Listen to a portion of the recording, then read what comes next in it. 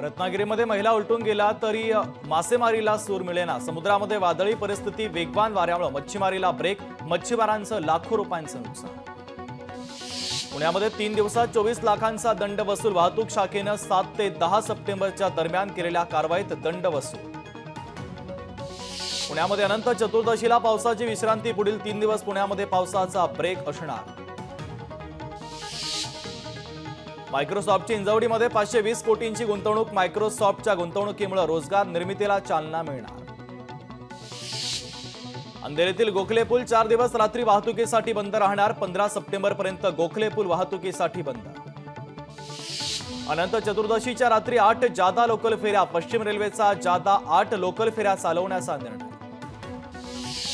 अंबरनाथच्या मोरिवली MIDC मधील रासायनिक कंपनीमध्ये गॅस गळती। संपूर्ण अंबरनाथ शहरात पसरला रासायनिक धूर।